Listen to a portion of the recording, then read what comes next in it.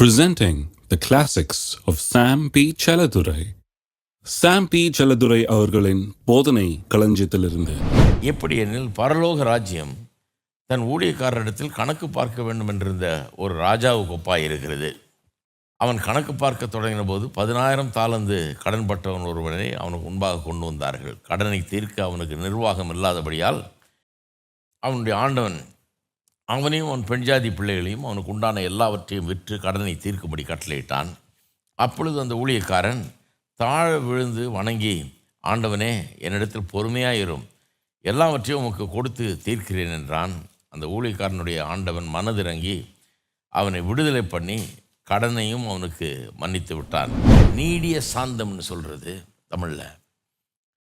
அது எப்படி உண்டாகிறது அதை பற்றி இங்கே என்ன சொல்லியிருக்குது? 3 காரியம் சொல்லியிருக்குது. அந்த 27வது வசனத்தில் அந்த ஆண்டவன் இவனை மனதிறங்கி விடுதலை பண்ணி கடனை அவனுக்கு மன்னித்தான் இருக்கு. 3 காரியம். மனதிறங்கி விடுதலை பண்ணி கடனை அவனுக்கு மன்னித்தான். 3த்தையும் கொஞ்சம் பாருங்கள்.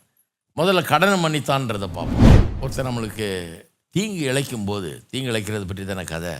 தீங்கு இழைக்கும்போது அது ஒருவன் நமக்கு கடன்பட்ட மாதிரி ஆகிடுது. அதாவது நம்ம உள்ள என்ன சொல்லுது, அவன் இப்படி பண்ணிட்டான் என்ன, ஆகவே அவனை பே பண்ண வைக்கிறேன், இதுக்கு கண்டிப்பாக அவன் பே பண்ணுவான் அப்படின்றோம். ஏன்னா அவன் பண்ண அந்த தீமையை அவன் நமக்கு ஏதோ கடன் பாக்கி வச்ச மாதிரி நம்ம ட்ரீட் பண்ணுறோம். அப்படி பண்ணும்போது என்ன தெரியுமா ஆகுது? நமக்கு தான் பாதிப்பு உண்டாகுது. அப்படி நீங்கள் நடந்து கொள்ளும்போது அந்த கசப்பு வேர்கொள்ள ஆரம்பிக்கிறது உள்ளே போது உங்களுக்கு ஆழமாக. இதுதான் நடந்துகிட்டு இருக்கு நிறைய பேருடைய வாழ்க்கையில்.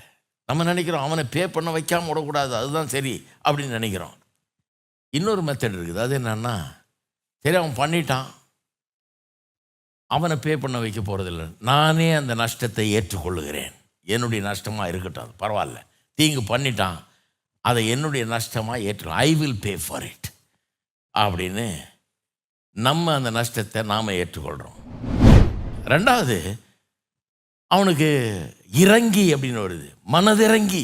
அங்கே வார்த்தை கிரேக்க மொழியில் உபயோகப்படுத்தப்பட்டிருக்கிற வார்த்தை ரொம்ப முக்கியமான வார்த்தை. அந்த வார்த்தை என்னென்னா, இயேசுவை பற்றி அதிகமாக உபயோகப்படுத்தப்பட்ட வார்த்தை. அது 4 சுவிசேஷங்கள்னு பார்த்தீங்கன்னா இயேசுவை வர்ணிக்கிறதுக்கு, இயேசு எப்படிப்பட்டவர்னு சொல்கிறதுக்கு அந்த வார்த்தையை பயன்படுத்துகிறாங்க. என்ன வார்த்தை? மனதுருகி அப்படின்னு வருது. ஜனக்கூட்டத்தை பார்க்குறார் இயேசு. மெய்ப்பன் இல்லாத ஆடுகளை போல் அலைஞ்சு திரிஞ்சிட்டு இருக்கிறாங்க, என்ன பண்ணுறதுன்னு தெரியாமல் ஜனங்க. அவர்களை கண்டு, ஜனக்கூட்டத்தை கண்டு மனது உருகினாராம். He had compassion on them. He saw the multitude and he had compassion on them இருக்குது. அதுதான் அந்த வார்த்தை தான் இயேசுவை பற்றி அதிகமாக உபயோகப்படுத்தப்பட்ட வார்த்தை. அந்த வார்த்தை இங்கே பயன்படுத்துகிறாங்க.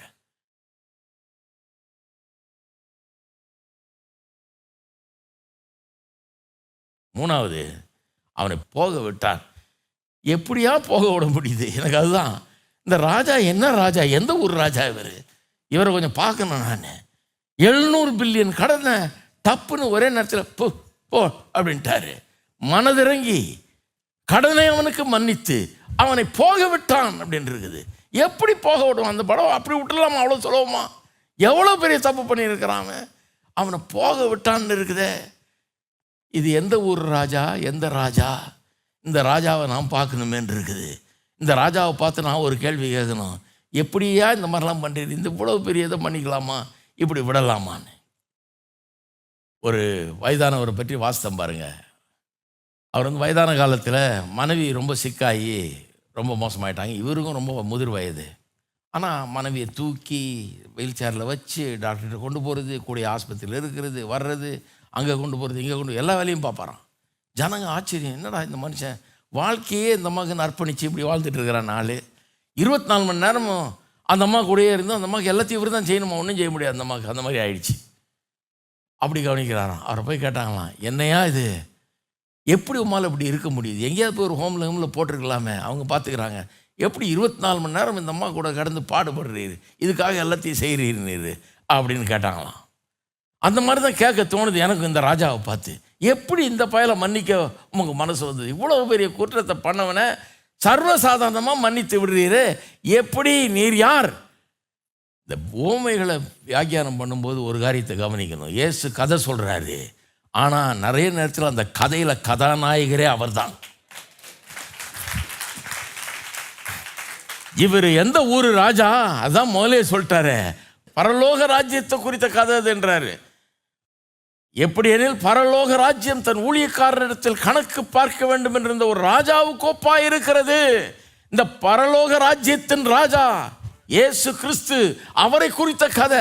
தன்னை தான் சொல்றாருங்க. இவரை மாதிரி இந்த உலகத்தில் ஒரு ராஜா இருக்கவே முடியாது, இல்லவே இல்லை. இந்த அற்புதமான ராஜாவை குறித்த கதை. இந்த ராஜாவை தான் பரலோகத்திலிருந்து இறங்கி வந்த ராஜா, நமக்காக இறங்கி வந்த ராஜா. இறங்கி வரும்போதே அவருக்கு தெரியும் நம்முடைய கடனை எல்லாம் அவர் மேலே சுமத்த போறாங்க. செலுத்த முடியாத கடனை நாம் எல்லாரும் நமக்குள்ளதெல்லாம் விற்று கொடுத்தா கூட ஒரு மனுஷனுக்கு பாவ மன்னிப்பை நாம் வாங்க முடியாது, ஏற்படுத்த முடியாது. அப்பேற்பட்ட நிலையில் இருந்தோம், நம்ம பாவத்தில் கடந்தோம். நம்முடைய பாவங்களை எல்லாம் ஏற்றுக்கொண்டு அதற்குரிய தண்டனை எல்லாம் ஏற்றுக்கொண்டு எல்லாத்தையும் நானே பே பண்ணிடுறேன் அப்படின்னு சொல்லி வந்து கல்வாரி சிலுவையில் மரிக்கிறதுக்காகவே வந்தார். பிறக்கும் போதே சாகரத்துக்காக பிறந்தவர் இவர், சிலுவையில் மரிப்பதற்காக பிறந்தவர். சிலுவையில் மரிக்கும் போது தொங்கிட்டு சொல்றாரு, முடிந்தது அப்படிங்கிறாரு. கிரேக்க மொழியில் தெட்டலஸ்தாய் அப்படின்னு அர்த்தம். தெட்டலஸ்தாய் என்ற வார்த்தையை தான் முடிந்தது அப்படின்னு மொழிபெயர்த்திருக்கிறாங்க. உண்மையாக அதை எப்படி மொழிபெயர்க்கணுன்றாங்க? பெய்டு அப்படின்னு ஸ்டாம்ப் போடுறான் பாருங்க கடையில், அதுதான் கரெக்டான டிரான்ஸ்லேஷன்றாங்க. முடிந்ததுன்னு அவர் சொல்லும்போது பெய்டுன்ற ஸ்டாம்பை குத்துறாரு. இவன் பட்ட கடனை எல்லாம் நான் அடைக்கிறேன். கடவுளுக்கு முன்னால் அவன் கடன் பட்டிருக்கிறான், பாவ கடன் பட்டிருக்கிறான். இவனாலும் செலுத்த முடியாது, எவனாலையும் செலுத்த முடியாது. எல்லாருடைய பாவ கடனையும் நான் ஏற்றுக்கொண்டு, அந்த பாவ கடனை மட்டும் இல்லை, அதுக்கான தண்டனையை நான் ஏற்றுக்கொண்டு அதற்கான கிரயத்தை நான் செலுத்துகிறேன். என்னுடைய ஜீவனை கடைசி சொட்டு ரத்தம் வரைக்கும் நான் கொடுக்கிறேன்னு சொல்லி கொடுத்து முடிந்ததுன்றாரு. பெய்டுன்னு சீல் குத்துறா மாதிரி. அது அவருடைய கதைங்க, இது அவரை பற்றிய கதை. இல்லைன்னா வேற எங்க இருக்கிறார் இந்த மாதிரி ஒரு ராஜா? 700 பில்லியன் இல்லை, நம்ம கடன் வந்து அதை விட பெரிய கடன். இந்த பாவி எவ்வளோ பெரிய பாவியாக இருந்தான்னு எவ்வளோ நான் சொல்லிட்டு இருந்தேன். அந்த பாவி வேற இல்லை, நீங்களும் நானும் தான். அப்பேற்பட்ட கடன் நம்ம வச்சுருந்தோம், அப்பேற்பட்ட பொல்லாப்பை நாம் செஞ்சுருந்தோம். அவ்வளோ பெரிய கடன் நம்முடைய கடனாக இருந்தது. அவ்வளோ பெரிய அநியாயத்தை நாம் செஞ்சுருந்தோம். கடவுள் நம்மளை உண்டாக்கி, உலகத்தை உண்டாக்கி, எல்லா நன்மைகளையும் நமக்கு தந்து எவ்வளவு ஆசீர்வாதத்தை கொடுத்த போதும் கடவுளுக்கு விரோதமாக நம்முடைய முப்பாட்டனாக ஆதாம் பாவம் செஞ்சு கலகம் பண்ணினான். எவ்வளோ பெரிய துரோகம்! எல்லாத்தையும் கொடுத்தவருக்கு விரோதமாக அவன் நடந்து கொண்டான். அவனுடைய கடன் மிகப்பெரியது, எந்த மனுஷனும் செலுத்த முடியாத கடன். இங்கிலீஷில் ஒரு பாட்டு பாடுவோம், he paid a debt that I could not pay அப்படின்னு. ஞாபகம் இருக்கு அவங்களுக்கு? அருமையான அர்த்தம். நான் செலுத்த முடியாத கடனை அவர் செலுத்தினார். கடனை செலுத்துறதுக்குன்னே வந்தவர், கல்வாரி சிலுவையில் செலுத்தி முடித்தவர் இவர். அந்த வயசானவர் பற்றி சொன்னேன் இல்லையா? அவரை கேட்டாங்களாம், என்னையா இது இப்படி பண்ணுறீரு? எங்கேயாவது கொண்டு போய் ஹோமில் விட்டுருக்கலாமே பேசாமல். இந்த அம்மாவுக்கு எவ்வளோ செய்யணுமா நீர்? உன் வயசில், முடியாத வயசில் இவ்வளோ பண்ணிட்டு இருக்கிற. அதெல்லாம் எந்த பிரச்சனையும் இல்லைங்க. அந்த அம்மா வாழ்நாள் முழுக்க, நான் வேலை செஞ்ச காலத்தில் இந்த அம்மாவுக்கு எந்த உதவியாகவும் நான் பண்ணதில்லை. பாதி நாள் நான் எங்கேயா ட்ராவல் பண்ணிகிட்டு இருப்பேன், அங்கேயும் இங்கேயும் போவேன் வருவேன். எல்லா வேலையும் இந்த அம்மா தலைமையில் போட்டுக்கிட்டு இவங்க எனக்காக எல்லாத்தையும் செஞ்சாங்க. இப்போ தான் இப்படி ஆயிட்டாங்க. இவங்களுக்கு செய்கிறது எனக்கு ஒரு பெரிய சந்தோஷம். அதனால் நான் எல்லா வேலையும் விட்டுட்டு இந்த அம்மாவுக்கு சேவை செய்கிறதே என்னுடைய வேலையாக, முழு நேர வேலையாக எடுத்து சந்தோஷமாக அதை செய்கிறேன். இதில் மகிழ்ச்சி எனக்கு, இதில் எந்த விதமான துக்கம் எனக்கு கிடையாது. இவ்வளோ வேலை வாங்குது இது அப்படிங்கிற எண்ணமே கிடையாது. ஒரு தடவை தூக்கும் போதும், வைக்கும் போதும், அந்த அம்மாவை க்ளீன் பண்ணும்போதும், சுத்தம் பண்ணும்போதும், எல்லாம் பண்ணும்போதும், உடுத்தும் போதும், எல்லாம் பண்ணும்போதும் நான் சந்தோஷப்படுறேன். ஏன்னா அந்த அம்மா எனக்கு எவ்வளோ நாளாக செஞ்சாங்க, நான் கொஞ்ச நாள் தான் செஞ்சிகிட்டு இருக்கிறேன். அதை ரொம்ப சந்தோஷமாக செய்கிறேன். அப்போ மன்னிக்கிறது ஒரு பெரிய கஷ்டமாக நமக்கு தோணலாம். இவ்வளோ பெரிய இதை பண்ணவனை எப்படி நான் விடுறது அப்படின்னு. ஒன்றும் இல்லை, அவர் நமக்கு எவ்வளோ பெரிய மன்னிப்பை கொடுத்துருக்கிறாருங்கிறத எண்ணி பார்த்தா இந்த உலகத்தில் மன்னிக்கிறது ரொம்ப சுலபமானதாக மாறிவிடுகிறது. அதான் அவர் சொல்கிறார் பாருங்க, நான் உனக்கு இறங்கினது போல, 33ஆம் வசனம், நீயும் உன் உடன் வேலைக்காரனுக்கு இறங்க வேண்டாமோ? இவன் என்ன பண்ணான்? மன்னிச்சார் இல்லையா? மன்னிச்ச உடனே வெளியே வந்த உடனே இன்னும் கடன் கொடுக்க வேண்டியவனை பார்க்குறான், தொண்டையை நெரிக்கிறான். அப்படின்னா அவர் மன்னித்து விட்டு வந்த நாளிலிருந்து அந்த மன்னிப்பு எவ்வளோ பெரியதுன்னு கொஞ்சம் கூட யோசித்து கூட பார்க்கல. அந்த மாதிரி கோயிலுக்கு போகல, அந்த மாதிரி பிரசங்கத்தை கேட்கல, அந்த மாதிரி பாட்டை பாடலை.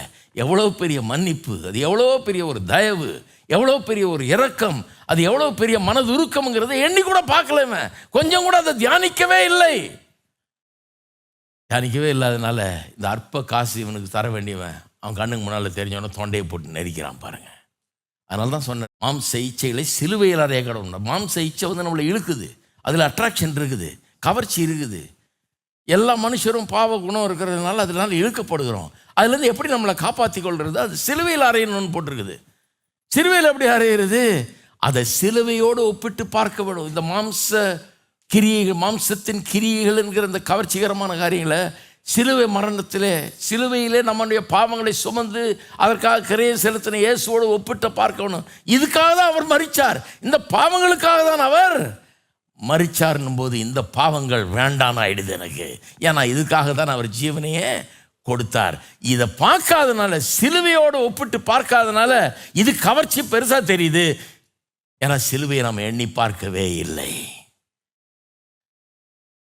இருக்கிறீங்களா? ஒரு கதையில் எவ்வளோ தடக்கிறார் பாருங்க இயேசு.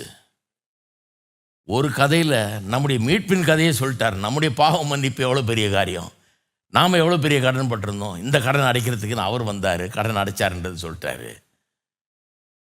அது சொன்னது மட்டும் இல்லை, கிறிஸ்தவ வாழ்க்கையே இந்த ஒரு ஓமையில் அடக்கிட்டாரு. கிறிஸ்தவ வாழ்க்கை எப்படி வாழ்கிறது? மாற்றப்பட்ட இருதயத்திலிருந்து வருகிறது தான் கிறிஸ்தவ வாழ்க்கை. எப்படி மாற்றப்படுது இருதயம்? அவருடைய கல்வாரி சிலுவையை, அவர் செய்த தியாகத்தை, அவர் எனக்காக காட்டின அன்பை எண்ணி பார்த்து அதை சிந்தித்து பார்த்து நான் வாழும்போது நிச்சயமாக இப்படி மன்னிக்கிறது வந்து ஒரு பெரிய காரியமே கிடையாது. அப்போ என் மீட்பின் கதையும் சொல்லிட்டாரு, ரட்சிப்பின் கதையை சொல்லிட்டாரு, சுவிசேஷத்தை சொல்லிட்டாரு, எப்படி கிறிஸ்தவ வாழ்க்கை வாழ்கிறதுன்றதையும் வழிகாட்டி விட்டார் இந்த ஒரு கதையில். எத்தனை பேர் இருக்கிறீங்க? இப்போ வாசித்து பாருங்கள் இதை எப்படி வழங்குதுன்னு. இப்போ வாசிக்கும்போது, இந்த ராஜாவை பற்றி வாசிக்கும்போது உள்ளமே குளிந்துரும், சந்தோஷத்தால் நாம் நிரம்புவோம். ஏன்னா இந்த ராஜா வேற யாரும் இல்லை, இயேசு ராஜா, நம்முடைய ராஜா. ஆமென்.